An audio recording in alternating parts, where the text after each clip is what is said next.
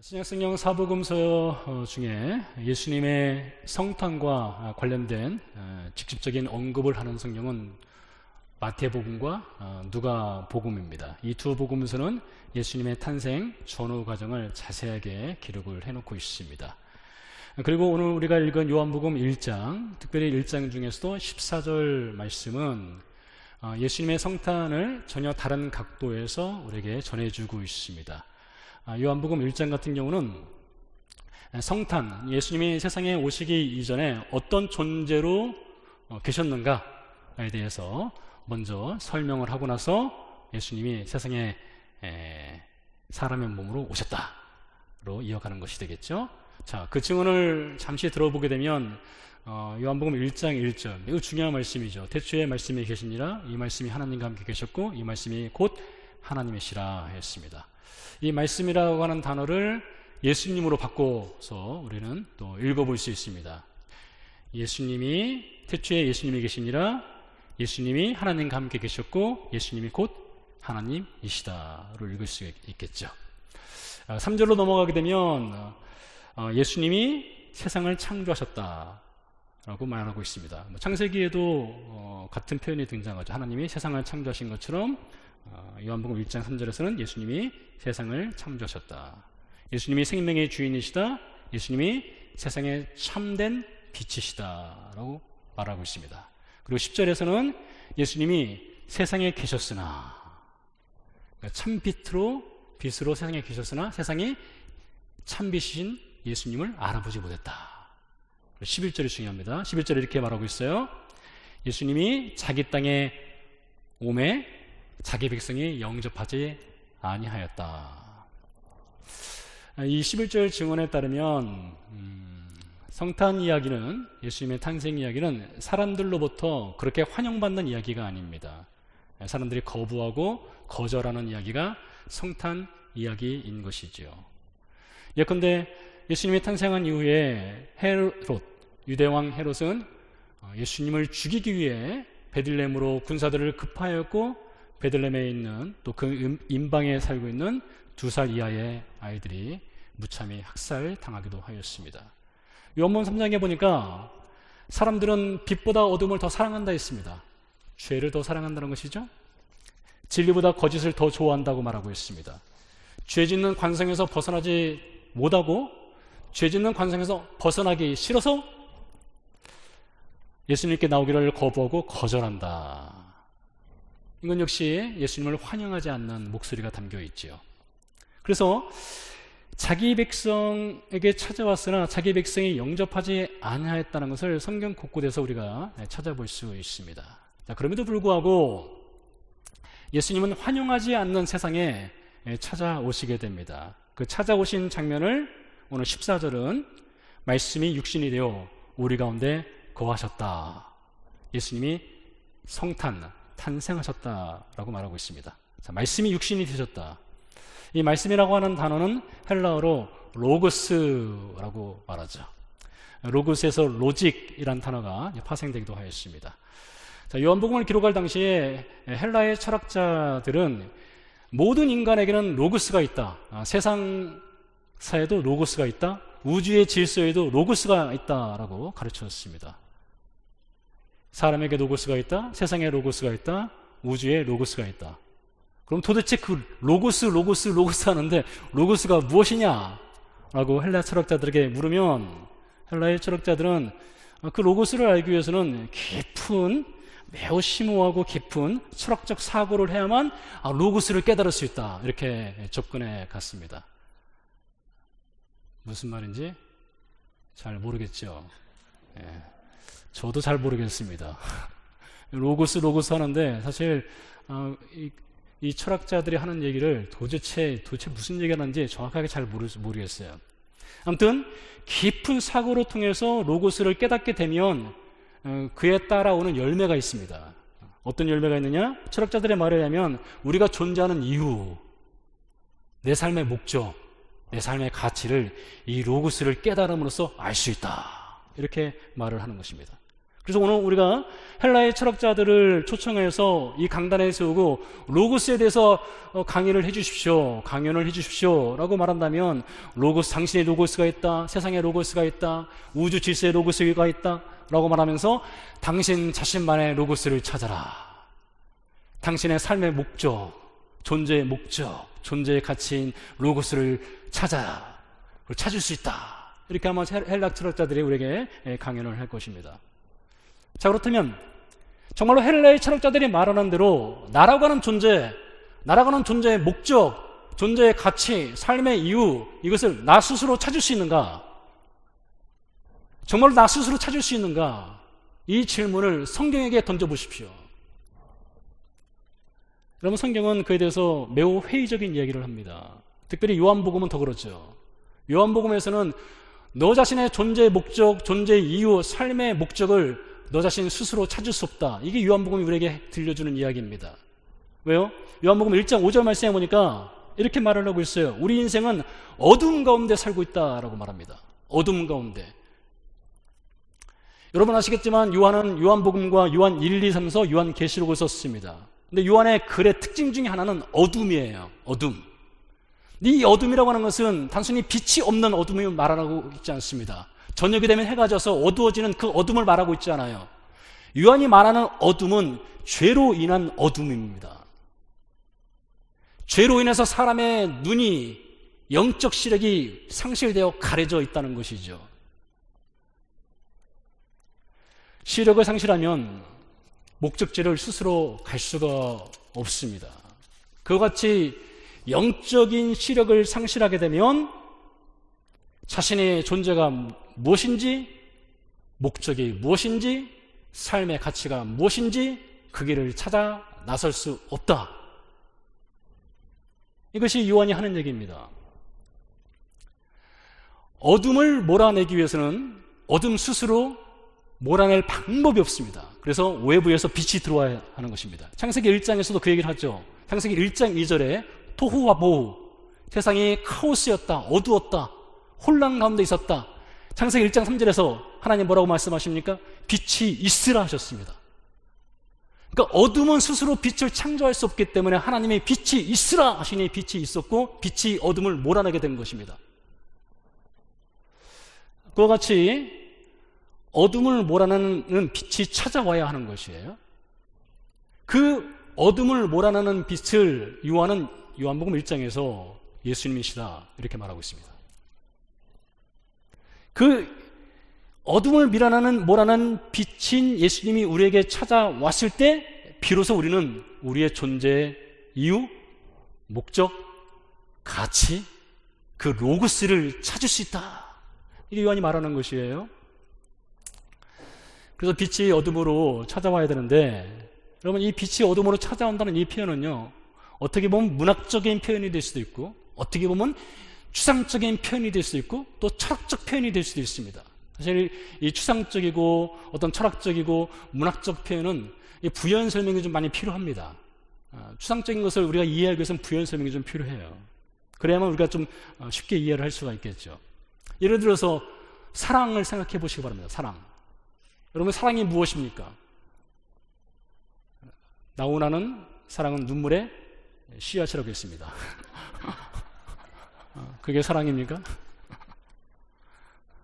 여러분, 추상명사인 이 사랑이라는 것을 우리가 설명하기 위해서는, 알기 위해서는 좀 더 구체적이고 실제적이고 실천적인 무엇인가 필요해요. 보통의 사람들이 이해할 수 있는 것이 필요합니다. 하나의 예를 들어보도록 하죠. 갑돌이와 갑순이 이야기입니다. 아주 오래전에 제가 이 얘기를 했었습니다. 갑돌이와 갑순이 둘이 한 마을에 살았습니다. 둘이 서로 사랑을 했습니다. 온 동네 사람들이요, 어느 문화평론가가 말하는 것처럼 그들은 반드시 결혼할 것이다, 죽을 때까지 지지고 볶고 싸우다 죽을 것이다, 그렇게 예상했습니다. 다 결혼할 것으로 예상했어요. 근데 이야기가 어떻게 전개됩니까? 갑순이가 다른 남자에게 시집가 버렸습니다. 그리고 시집간 날 첫날 밤에 달 보고 울었습니다. 왜 이런 새드 엔딩이 벌어지게 되었을까요? 둘은 사랑했지만 안 그런 척 했습니다. 모르는 척 했어요. 프로포즈가 없었던 것입니다. 하다못해 토끼풀 반지라도 꺾어가지고 만들어가지고 손가락에 끼워주면서 결혼하자 이 한마디가 없었던 거예요.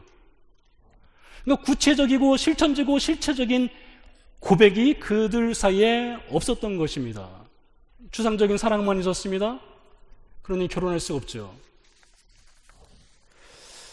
추상적인 사랑이 볼 수 있고 만질 수 있고 들을 수 있는 보통 명사의 사랑이 되기 위해서는 내가 너 사랑해 라는 고백이 있어야 됩니다. 토끼풀 반지라도 끼워줘야 됩니다. 결혼 날짜 잡아야 되는 거예요. 그럴 때 추상명사인 사랑이 보통의 사랑으로 살아나는 것입니다. 마찬가지로 빛이 어둠을 찾아왔다라고 말은 하는데 이곳에 무엇인가 구체적이고 실제적이고 실천적인 옷이 입혀져야 되는 것이에요. 그래서 요한은 이렇게 말합니다.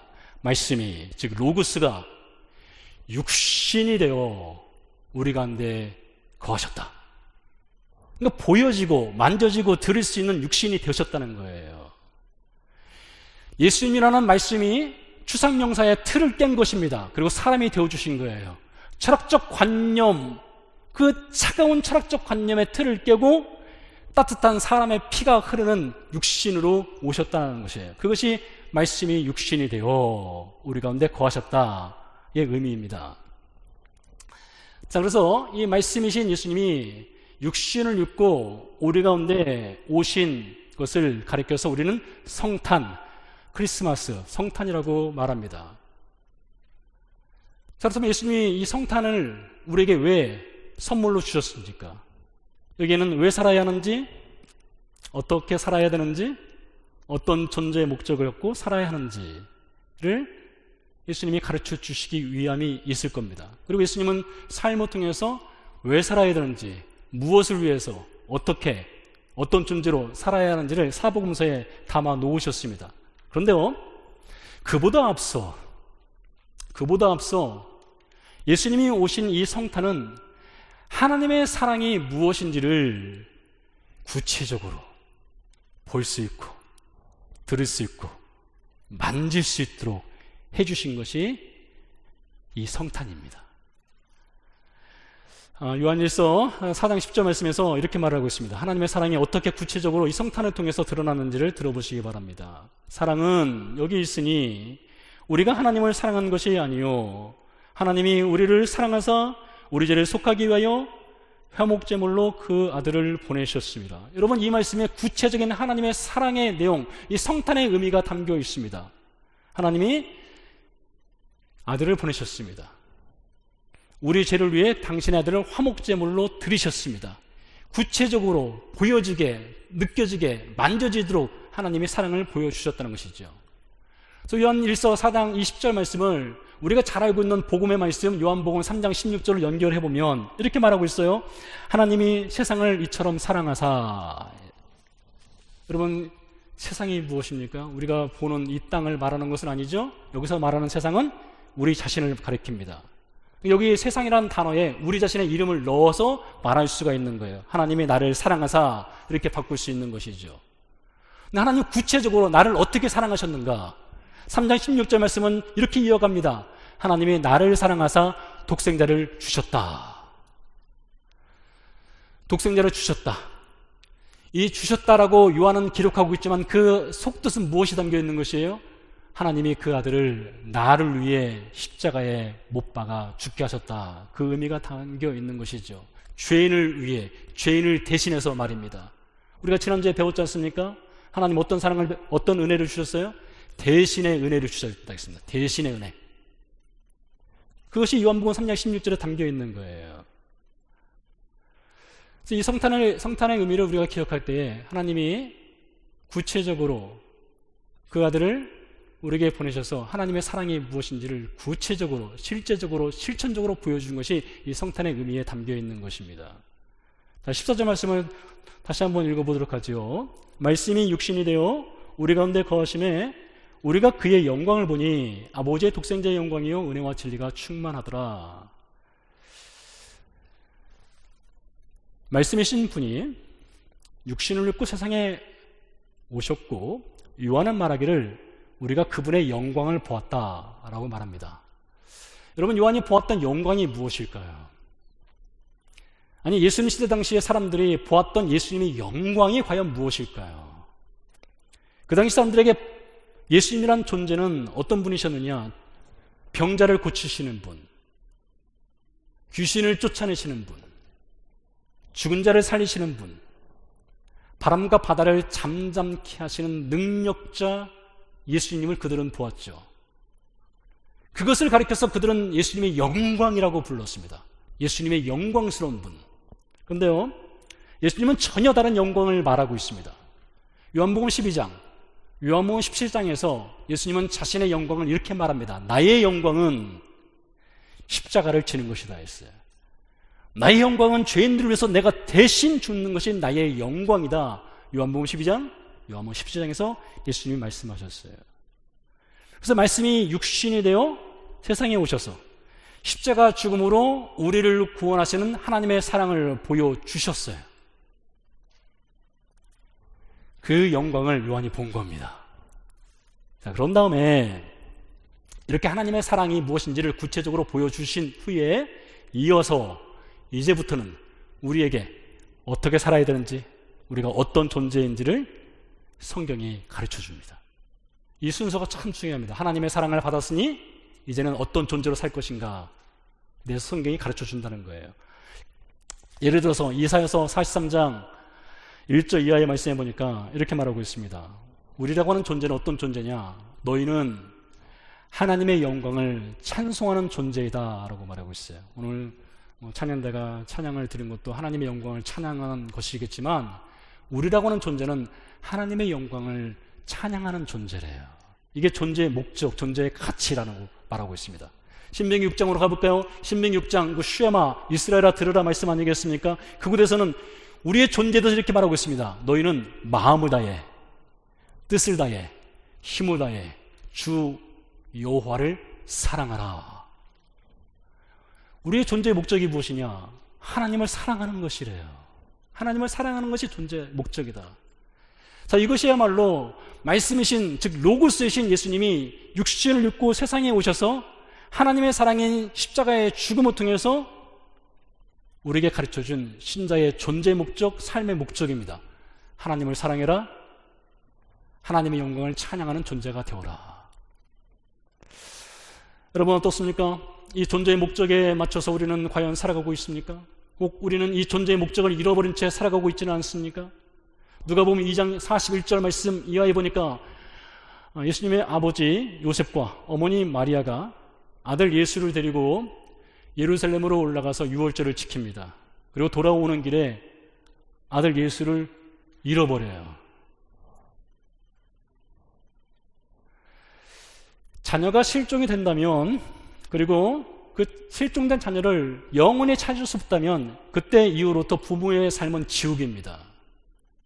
당연히 지옥이죠. 어떻게 살 수 있겠어요? 삶의 의미를 완전히 상실하고 잃어버립니다. 그 짧은 순간이었지만 예수님의 부모님이, 마리와 요셉이 그것을 경험했어요. 그 지옥 같은 그 순간을 경험했어요. 예수님을 잃어버리는 경험이요. 성경에 보니까 제자들도 꽤 자주 예수님을 잃어버렸습니다. 예수님과 함께 살았습니다. 함께 동행했습니다. 함께 걸었습니다. 배웠습니다. 먹었습니다. 잤습니다. 그러나 예수님을 잃어버린 채 살았던 제자들의 모습을 볼 수 있습니다. 언제일까요? 우리가 3주 전에 말씀을 살펴보았습니다. 그들이 예루살렘으로 올라가는 길목이었죠. 예루살렘 올라가는 길목에 예수님은 십자가를 지기 위해 올라간다고 했습니다. 근데 제자들은 뭘 생각했다고요? 높은 자리요.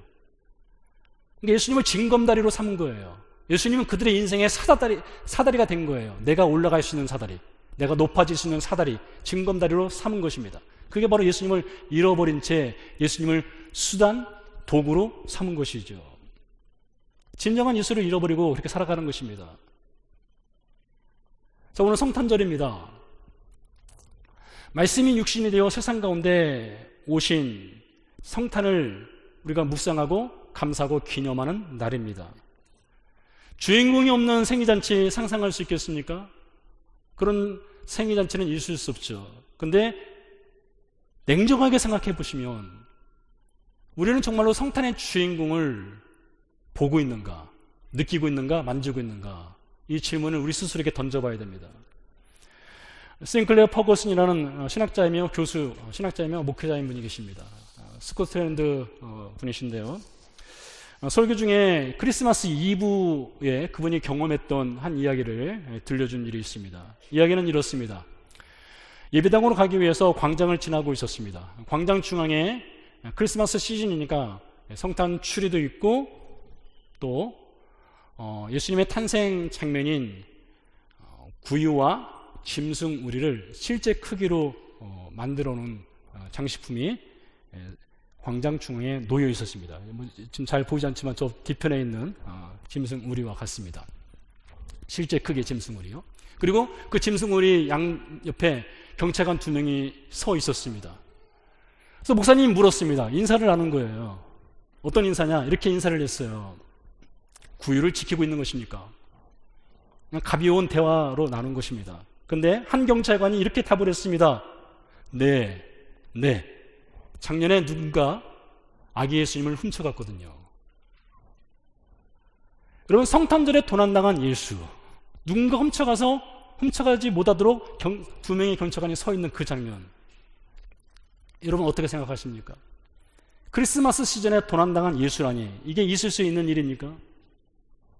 근데 보세요, 1년 365일 중에서 이때쯤 되면은 여러분 동네, 우리가 살고 있는 동네 곳곳에 이 크리스마스 장식한 것을 보세요. 얼마나 화려하게 장식했는지. 마치 이때만을 위해서 평생을 사는 사람들처럼 온갖 장식을 한 것들을 우리가 볼 수 있습니다. 저도 어제 자세히 살펴보았습니다. 보통 추리를 장식하죠. 사슴도 있습니다. 또 뭐가 있나요? 뭐가 있죠? 산타크로스 있나요? 예. 또 뭐가 있다고요? 누들프요? 또 뭐가 있죠?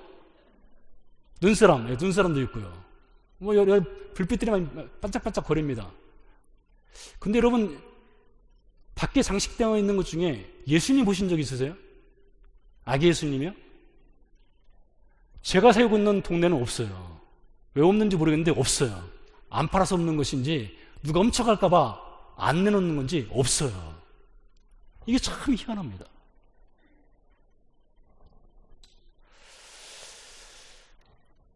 성탄 시즌이지만은 사실 주인공은 어디로 갔는지 보이지 않습니다. 근데 이 성탄 시즌에 도난당한 예수, 눈 검쳐가 버린 이 예수의 이야기는 이때만의 이야기는 아닌 것 같습니다. 요한복음 5장에 보면 예수님이 이런 말씀을 하시죠. 유대인들에게 하는 얘기입니다. 너희가 이 성경에서 영생을 얻는 줄 알고 이 성경을 연구하거니와 이 성경이 곧 나에 대해 증언한 것이다 했습니다. 즉 예수님이 이 성경의 주제이다, 주인공이다, 핵심이다, 이걸 말씀하신 거예요. 이 성경을 펼치면 예수님이 보여야 한다, 이걸 말씀하신 거예요. 이것을 뒤집어 보면 그 당시에 유대인들이 성경을 열심히 연구하고 읽고 묵상하고 배우고 가르쳤지만 주인공이 빠진 성경이었던 거예요. 주인공을 잃어버린 성경 공부였던 거예요. 그래서 예수님이 말씀하시는 거예요. 성경의 주인공이 나야. 그러니까 예수님 시대 당시에도 도난당한 예수가 곳곳에 있었던 것입니다. 오늘도 마찬가지죠. 크게 다르지 않습니다. 예수님 변방으로 밀려난 지 오래됩니다. 주변인이 되어버린 지 이미 오래되었고 익숙해져 버렸습니다. 그런데 그리고 우리는 그것을 의식하지 못한 채 살아가고 있을지도 모릅니다. 저는요, 몇 달 전에 우리 이조 목사님이 찬양 인도하기 전에 하신 말씀을 잊을 수가 없습니다. 예배에 관한 말씀이었어요. 예배는 It is not about you. 나에 관한 것이 아닙니다. 당신에 관한 것이 아닙니다. About Jesus라고 했습니다. 예배는 예수님에 관한 것이라고 했어요. 예배는 내가 주인공이 아니다, 우리가 주인공이 아니다, 예수님에 관한 것이고 예수님이 주인공이다, 이 말씀을 하셨습니다. 정말 잊을 수 없는 말씀이에요. 여러분, 우리가 예배 시간에 오해하는 것들이 있을 수 있습니다. 예배에 대한 오해 중에 하나는 이것입니다. 예배를 통해 내가 무엇을 해야 하는지 예배를 통해 내 삶을 어떻게 변화시켜 나가야 되는지, 내가 어떻게 나의 삶을 바꿔야 하는지 이것을 말해달라. 여러분, 이것이 큰 오해입니다.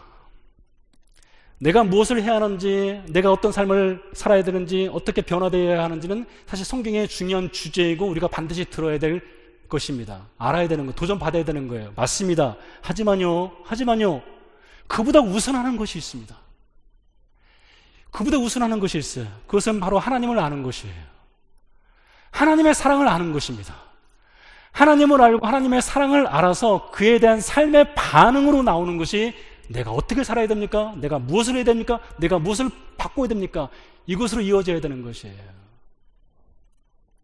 구약성경 호세아서 6장에서 이렇게 말하고 있습니다. 6장 3절 말씀에 그러므로 우리가 여호와를 알자, 힘써 여호와를 알자 했습니다. 여호와를 알자, 힘써 여호와를 알자. 모세는요, 신명기 6장 쉐마, 방금 전에 드린 말씀이죠. 거기서 이렇게 말하고 있습니다. 이스라엘아 들으라, 이렇게 말하면서 이렇게 말했어요. 길을 걸을 때에도, 서 있을 때도, 앉아 있을 때도, 누워 있을 때도 하나님 말씀을 강론해라 했어요. 강론해라. 이 강론한다는 말은요, 묵상한다는 의미도 있고요, 생각한다는 의미도 있고요, 사자처럼 으르렁거리면서 무엇인가 삼킬 듯이 열심을 내라는 의미도 있습니다. 달리 말하면 우리가 하나님을 사랑해라, 하나님을 알아라, 하나님을 알고 사랑하는데 열심을 내라, 이렇게 말하고 있어요. 그리고 네 자녀에게 부지런히 가르쳐라, 이렇게 말하고 있죠. 바울은 예배소서 1장에서 또 이렇게 증언하고 있습니다. 그가 기도하는 내용이죠.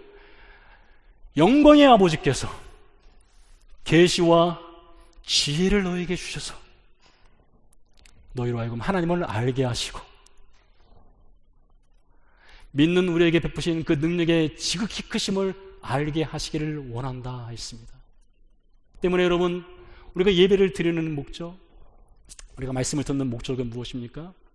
이것을 해라, 저것을 해라, 그것에 우선하여서, 나에 관한 메시지에 우선하여서 하나님이 어떤 분이신지, 하나님이 누구신지, 나를 위해서 무엇을 하셨는지, 하나님의 사랑이 무엇인지, 그것을 먼저 하는 것이 중요한 것입니다. 그래서 말씀이 육신이 되어 세상에 오신 그 성탄의 사건이 하나님의 사랑을 알려줘요. 하나님이 어떤 분이신지 알려줘요. 그 사랑을 알고 배웠기 때문에 우리에게 너는 하나님의 영광을 찬양하는 존재가 되어라, 하나님을 사랑하는 존재가 되어라, 이 목적을 위해 삶을 살아라 말하는 것이죠. We are the Legion이라고 하는 찬양이 있습니다. 우리 때문에죠. 이 찬양 가사에는 우리가 잃어버려서는 안 되는, 또는 도난당해서는 안 되는 성탄의 의미를 잘 담아내고 있습니다. 이렇게 찬양 가사가 기록되어 있습니다. 어린아이였을 때 우리는 크리스마스 아침을 꿈꾸곤 했었죠. 많은 선물들과 장난감들을 받게 될 것을 우리는 알고 있었어요. 하지만 우리는 결코 깨닫지 못했죠. 어느 축복받은 밤에 태어난 아기가 우리의 삶에 가장 큰 선물로 주신 것을요. 그리고요, 우리 때문에 그는 그의 생명을 주었고, 우리 때문에 그는 고통당하고 죽으셨어요. 잃어버린 세상을 위해 그는 그가 줄 수 있는 모든 것을 주셨어요. 우리가 살아갈 이유를 보여주시기 위해서요. 예수님은 저 우주 어딘가, 안드로메다 어딘가에 거기에 존재하는 말씀, 로그스, 어떤 추상적 개념, 철학적 관념으로 계시지 않으셨습니다. 그분은 구체적으로 세상으로 찾아오셨습니다. 그분의 몸으로 보여주셨습니다. 만지게 하셨습니다.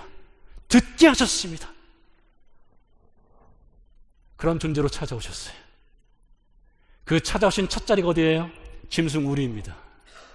구유통이셨어요. 예수님의 첫 보금자리 구유, 짐승의 밥통이셨습니다. 왜 짐승의 밥통입니까? 내가 너희의 밥이 되어주겠다, 이 의미 아니겠어요? 나는 너희의 밥이 되어주겠다. 그 십자가에서 당신의 살과 피를 짜내어서 우리에게 생명의 밥으로, 생명의 살로, 생명의 피로 그분이 우리에게 주셨어요. 그렇게 육신으로 찾아오신 분입니다. 그리고 우리에게 말씀하시죠. 너의 존재의 목적, 삶의 진정한 가치, 그 로고스는 무엇이냐? 하나님을 사랑하는 것이다. 하나님을 아는 것이다. 하나님의 영광에 찬송이 되는 것이다. 이렇게 말씀하시죠. 약 1000년 전에요, 치체스트의 리차드라는 분이 이렇게 기도하셨습니다.